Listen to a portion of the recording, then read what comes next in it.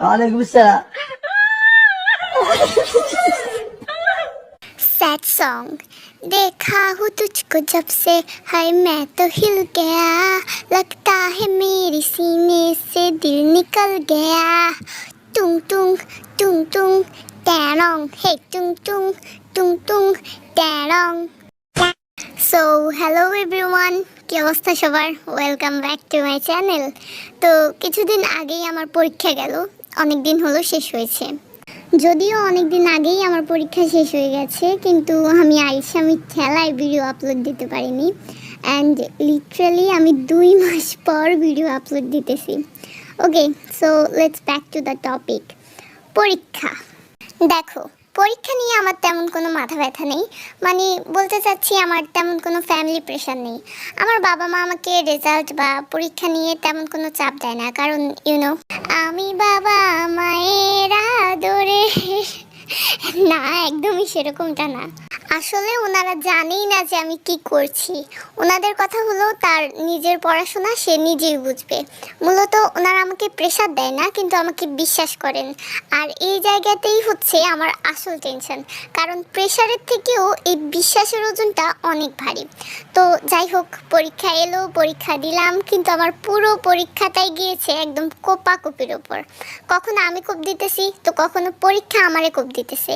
মানে কোনো কথা নাই, আমি যে সাবজেক্টে কোপ দিতেছি একদম 70-80 পাবো এমনভাবে দিতেছি। আর পরীক্ষা আমার যে সাবজেক্ট দিয়ে কোপ দিতেছে, মনে করো যে একদম 5 নাম্বারই উঠবে না এমনভাবে কোপাইতেছে। মনে করো যে ইংলিশ ফার্স্ট পেপারের দিন আমি কোপাইছি, ইংলিশ সেকেন্ড পেপারের দিন আমারে কোপাইছে। গণিতে 1 ঘন্টা পরিসংখ্যান দিয়ে আমি কোপাইছি, বাকি 1 ঘন্টা 30 মিনিট এমসিকিউ আর অন্যান্য প্রশ্ন দিয়ে আমারে কোপাইছে। আর ভাই, হিসাব বিজ্ঞান এই বিষয়টা আমার এমন কোপ দিছে যে এরপর আমি আর কোনো পরীক্ষা ভালোভাবে দিতেই পারিনি। আমি শুধু প্রশ্নের দিকে তাকাইয়া বিসমিল্লাহ বলছি, তারপর একদম টানা 3 ঘন্টা গালাগাল করছি। এমন অবস্থা। মানে হিসাব বিজ্ঞানের এই ট্রমা থেকে বের হইতে মনে করো যে আমার পরীক্ষার পরেও আরও 2-3 দিন লাগছে। আর শুধু যে এই কাহিনী হয়েছে এমন না, আমার পুরো পরীক্ষাটাই গেছে কাহিনী করতে করতে। আল্লাহ জানে আমার পরীক্ষার সময় আমার ফ্যামিলি মেম্বারদের ওপর কি এক ঠাড়া পড়ছে। আমার ফ্যামিলির সবাই একদম বিয়ের জন্য পাগল হয়ে গেছে। আমার পরীক্ষার একদম শুরুর দিকে, মানে পরীক্ষা শুরু হওয়ার কিছুদিন আগে আমার এক মামার বিয়ে ঠিক হয়। সম্পর্কে উনি আমার মায়ের চাচাতো ভাই। তো ওনার বিয়েটা পড়ছিল এমন করে যে আমার ইংলিশ ফার্স্ট পেপার পরীক্ষার দিন ওনার বিয়ে, এর আগের দিন রাতে হচ্ছে হলুদ, আর এর পর দিন হচ্ছে বউ ভাত। ভাই, বাড়িতে সবাই নাচানাচি করতেছে, জোরে জোরে গান বাজাইতেছে। এখন এই সবের মাঝে তুমি বলো কার ইচ্ছা করবে পড়তে? আমি বিয়েতে যাওয়ার আগেই আমার আম্মুরে মানা করছিলাম, বলছিলাম যে যেটাই হোক এখন আমার পরীক্ষা, তাই এখন আর যাওয়া লাগবে না। ভাই, আমার আম্মা আমার 32 পাটি খুলে হাতে ধরায় দিছে। ওনার কথা হচ্ছে, আমরা যদি এখন তাদের অনুষ্ঠানে না যাই তাহলে তারাও আমাদের অনুষ্ঠানে আসবে না। লাইক সিরিয়াসলি, মানে বাঙালি আত্মীয় স্বজন হলে যা হয় আর কি। ভাই, পুরাই প্যারার মধ্যে পরীক্ষা দিছি। পরীক্ষার আগে এক প্যারা, পড়ালেখা কেমনি করবো, পরীক্ষার ভেতরে এক প্যারা, আর পরীক্ষার পর আরেক প্যারা। সবাই শুধু রেজাল্ট জানতে চায়। যাই হোক, এই ঝামেলার মাঝেও না আমি একটা জিনিস করছি। আচ্ছা, তোমরা কখনো বাংলা সিনেমা দেখছো? আমার পরীক্ষার পরে আমার মাথায় কি জানি একটা ঢুকছে, আর আমি চিন্তা করছি, আচ্ছা এমনটাও তো হতে পারে যে আমাদের বাংলা সিনেমাগুলো আসলে অনেক সুন্দর ছিল, কিন্তু আমরা দেখি না দেখে জানিও না। আর এটা ভেবেই আমি প্রায় অনেকগুলা বাংলা সিনেমা দেখছি। আর এগুলা দেখা আমি যা বুঝেছি তা শুই না তোমরা অবাক হয়ে যাইবা। আমি এই সিনেমাগুলো দেখে বুঝছি যে আমার প্ল্যানটা আসলে খুব বাজে ছিল। চলো তোমাদের শোনাই। দেখো, বাংলা সিনেমা 2 ভাবে শুরু হয়। যদি গ্রামে শুরু হয় তাহলে সূর্য ওঠে পাখিটাকে, আর যদি শহরে শুরু হয় তাহলে এক মহিলা বেডরুমে এমনভাবে ঘুম থেকে উঠবে। এরা বড়লোক, এরা বাবাকে ডাকে ড্যাড, মাকে ডাকে মম। এদের ব্রেকফাস্টের টেবিলে কমপক্ষে 50টা আইটেম থাকবে, কিন্তু এরা সব কিছু বাদ দিয়ে পাউরুটি দিয়ে জেলি দিয়ে খাবে। ও সরি, পাউরুটি না, ব্রেড। আর নায়ক যদি শহরের হয় তাহলে সে গ্রামে যাবে, হয় বন্ধুর বিয়েতে, না হয় নিজেদের বিজনেসের কাজে, বা তার বাড়িতে বহু যুগ আগে কাজ করতো এমন এক কাকাকে দেখতে। মানে মূল কথা হচ্ছে, নায়ক শহরের হলে তাকে গ্রামে যেতেই হবে। এটা মনে করো যে একদম ফরজ কাজ। আচ্ছা, ধরা যাক নায়ক তার বন্ধুর বোনের বিয়েতে গ্রামে যাচ্ছে। ও কিন্তু যাচ্ছে বন্ধুর বোনের বিয়েতে, কিন্তু ওর মাথায় একটা টুপি, গলায় দূরবীন, চোখে চশমা, দেখে মনে হচ্ছে ও বান্দরবন ট্যুরে যাচ্ছে। ও নিজের একটা দামি গাড়ি নিয়ে বের হয়। কোনো এক অজানা কারণে ওর গাড়ি গ্রামের রাস্তায় নষ্ট হয়ে যায়। এই গাড়ি নষ্ট হওয়ার কারণ আজ পর্যন্ত কেউ খুঁজে বের করতে পারেনি।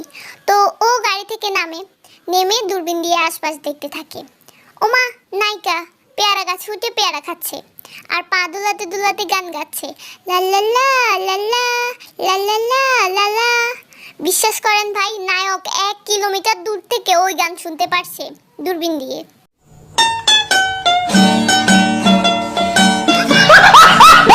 চিন্তা করেন, 1 কিলোমিটার দূর থেকে গান শুনতে পাচ্ছে, তাও আবার দূরবীন দিয়ে। কি ভালোবাসা, কি টান। তো পেয়ারা খেতে খেতে নায়িকা হঠাৎ গাছ থেকে পড়ে যায় আর ওমা গো বলে একটা চিৎকার করে ওঠে। নায়ক ওই আওয়াজটাও শুনতে পাচ্ছে, আর হ্যাঁ, সেই দূরবীন দিয়েই শুনতে পাচ্ছে। আর নায়িকার এই অবস্থা দেখে নায়ক মুহূর্তের মাঝে তার কাছে চলে যায়, 5 সেকেন্ডের মধ্যে ওর কাছে চলে যায়।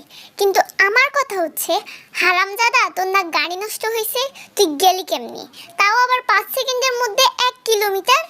যাই হোক, বিয়ের দিন নায়িকা নাচতেছে, সেই নায়িকা যার একদিন আগে পা ভাঙছে। আর এই নাচানাচির ভিডিও করতেছে নায়ক। হঠাৎ করে দুইজন ধাক্কা খায়, ধাক্কা খেয়ে একজনের উপর অন্যজন পড়ে যায়। আচ্ছা, এখানে যদি কোনো নর্মাল সিচুয়েশন হতো তাহলে কি হতো? দুজনে একে অপরকে সরি বলে উঠে চলে যেত।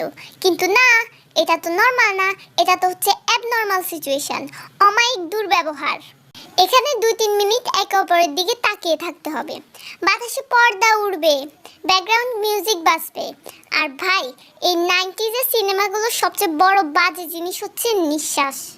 মানে আপনাকে চরম লেভেলের অকওয়ার্ড ফিল করানোর জন্য এই নিঃশ্বাসই যথেষ্ট। বিশ্বাস করেন, কে ড্রামা সি ড্রামাগুলোর কিস সিন যদি আপনি আপনার ফ্যামিলির সাথে বসেও দেখেন, তারপরও আপনার এত অকওয়ার্ড লাগবে না।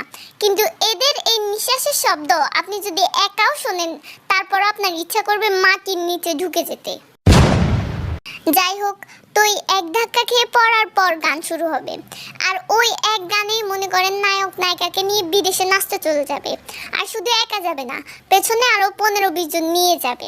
আর ওই এক গানেই নায়ক নায়িকার বিয়ে হয়ে ওদের বাচ্চা কাচ্চাও হয়ে যাবে। আর নায়ক যদি গ্রামের হয়, তাহলে তার অর্ধেক জীবন যাবে চাবুকের মার খেতে খেতে, কারণ সে চৌধুরী সাহেবের একমাত্র মেয়ে প্রিয়াকে ভালোবাসে। নায়কের মায়ের অপারেশন, রক্ত লাগবে, এমন কুত্তা মারা রক্ত 14 গোষ্ঠীর মধ্যে কারণ নাই, ব্লাড ব্যাংকেও এই রক্ত নাই। যাই হোক, নায়ক অনেক কষ্ট করে রক্ত জোগাড় করে, সে রক্ত নিয়ে আসতেছে কাচের বোতলে। আর ঠিক ওই দিনই বাইরে ঝড় বৃষ্টি হবে, ঠিক ওই দিনই দুনিয়ার যত ভিলেন আছে সবাই প্রতিশোধ নিতে আসবে। এখন নায়ককে 15-20 জন গুন্ডা ঘিরে ধরছে, সবার হাতে ধারালো অস্ত্র। চিন্তা করবেন না, এই ধারালো অস্ত্রগুলো ওরা আসলে নিয়ে আসছে হাতে রাখার জন্য, ওইগুলা দিয়ে ওরা কিছুই করবে না। আর সবচেয়ে বড় সমস্যা হচ্ছে, এইসব গুন্ডাগুলো না একসাথে মারতে আসে না, এরা একজন একজন করে যায়। দেখে মনে হয় যেন শুক্রবারে মসজিদে জিলাপি দিতেছে আর এরা জিলাপি আনতে যাইতেছে। আমি বুঝি না, এরা কি মারামারি করে নাকি ইন্টারভিউ দিতে চায়। আর এই বাংলা সিনেমার ডাক্তারগুলা, ভাই এরা যে কি অদ্ভুত। নায়কের মা পড়ে গিয়ে পা ভেঙে ফেলছে, ডাক্তারের কাছে নিয়ে গেছে, ডাক্তার মাথায় ব্যান্ডেজ করে বলছে আপনার মায়ের কিডনি নষ্ট হয়ে গেছে। আজব, পা ভাঙলে কার কিডনি নষ্ট হয়ে যায়? তাছাড়া মাথায় বা ব্যান্ডেজ করার দরকার কি? নায়িকা অ্যাক্সিডেন্ট করছে, মরবে মরবে এমন অবস্থা, তাও ডাক্তার মাথায় ব্যান্ডেজ করে বাইরে এসে বলছে রোগী শুধু আকাশ আকাশ করছে, তাড়াতাড়ি আকাশকে নিয়ে আসুন, না হলে ওনাকে বাঁচানো যাবে না। এই জন্যই বলছি, তোমরা যারা সায়েন্সে পড়ো, ডাক্তার হতে চাও, তারা আগে আকাশকে খুঁজে বের করো। এইসব বই খাতা পড়ে পরীক্ষা দিয়ে কোনো লাভ নেই। সিনেমার শেষের দিকে গুন্ডারা নায়িকাকে এবং নায়কের বাবা মা চাচা চাচি 14 গোষ্ঠীকে উঠায় নিয়ে যাবে। নায়ক কিন্তু জানেও না, নায়ক না জানলেও গুন্ডা ফোন করে নায়ককে জানিয়ে দেবে, এই তোর ফ্যামিলি আমার কাছে, খবরদার ওদের গায়ে যেন ফুলের টোকাও না পড়ে। এটা বলেই নায়ক দৌড় দেবে। ওর কাছে কিন্তু কোনো অ্যাড্রেস নেই। তাহলে ও কেমনে জানে কোনো গুগল ম্যাপ ছাড়া, কোনো কিচ্ছু ছাড়া ও কিভাবে জানে যে ওকে কোথায় যেতে হবে? মানে সব আজব জিনিস ভাই, সব আজব।